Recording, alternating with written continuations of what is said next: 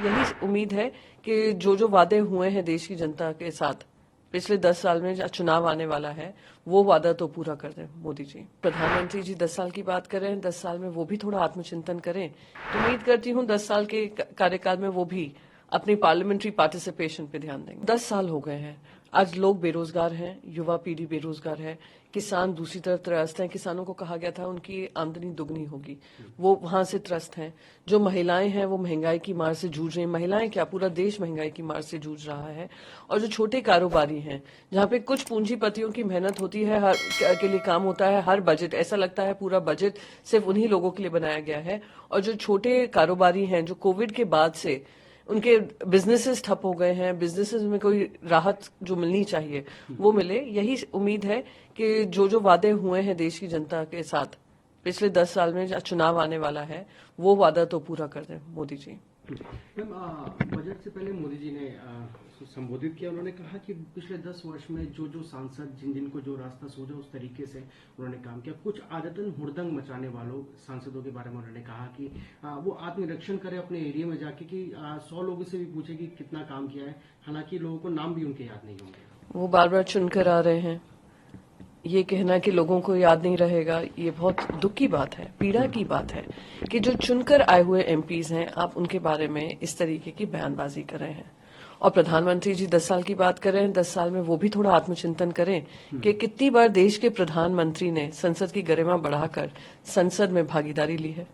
मणिपुर हो या जीएस, बाकी सारे मुद्दे हों, अदानी का मुद्दा हो, पेगासस का मुद्दा हो, किसी पे प्रधानमंत्री मोदी जी ने अपनी चुप्पी नहीं तोड़ी और ना ही उन्होंने ये ठीक समझा कि वो पार्लियामेंट में आए भी। तो उम्मीद करती हूँ 10 साल के कार्यकाल में वो भी अपनी पार्लियामेंट्री पार्टिसिपेशन पे ध्यान देंगे। मल्लिकार्जुन खड़गे का कहना है कि इस बार अगर मोदी को वोट होता है तो ये देश का आखिरी चुनाव होगा। उन्होंने प्रेसिडेंट पुतिन का एग्जाम्पल देते हुए कहा कि प्रेसिडेंशियल रूल की तरह हो जाएगा। आपने कल चंडीगढ़ के पोल्स देखे, मेयर पोल्स, जहां पे बैलेट पेपर पे होता है वहां पे भी मनमानी हो जाती है। प्रिसाइडिंग ऑफिसर एक बीजेपी के ऑफिस बेरर हैं और वो वोट्स इनवैलिडेट करते हैं जो कांग्रेस पार्टी और आम आदमी पार्टी के उनके हैं वोट्स हैं। आप बीजेपी के कम वोट्स हैं पर बीजेपी का मेयर बन जाता है। बीईएल जो ईवीएम मशीन बनाती है, ईवीएम मशीन की देखरेख करती है, उसमें 4 इंडिपेंडेंट डायरेक्टर्स जो बने हैं वो बीजेपी के ऑफिस बेयर्स बने हैं। केंद्र सरकार ने उनको नॉमिनेट किया है। आप ईवीएम को लेकर, वीवीपैट को लेकर बार बार विपक्ष कह रहा है कि वीवीपैट काउंटिंग होनी चाहिए, 100% काउंटिंग होनी चाहिए। इलेक्शन कमीशन उस पर संज्ञान नहीं ले रहा है। जो बनी हुई चुनी हुई सरकारें हैं, अगर बीजेपी के खिलाफ हैं तो उनको गिराया जा रहा है। अगर गिरा नहीं पा रहे हैं तो ईडी, सीबीआई, आईटी का हवाला देकर उनको घेरा जा रहा है, उनके काम को रोका जा रहा है, बाधा डाली जा रही है।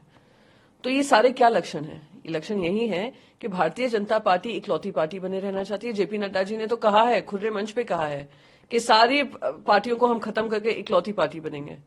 तो क्या होगा?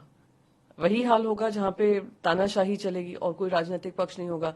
अगर डेमोक्रेसी का मॉडल दिखाने की कोशिश भी करेंगे तो ऐसी फ्लॉट डेमोक्रेसी होगी जहां पर कुछ भी करो, इलेक्शन रख लो, कुछ भी कर लो, पर चुनकर तो भारतीय जनता पार्टी आ रही है। तो यही उनके कहने का मतलब होगा और देश देख रहा है, देश गवाह है। और मैं उम्मीद करती हूँ देशवासी जो हैं अपने वोट को और वोट के अधिकारों को इस तरीके से हल्के में नहीं लेंगे।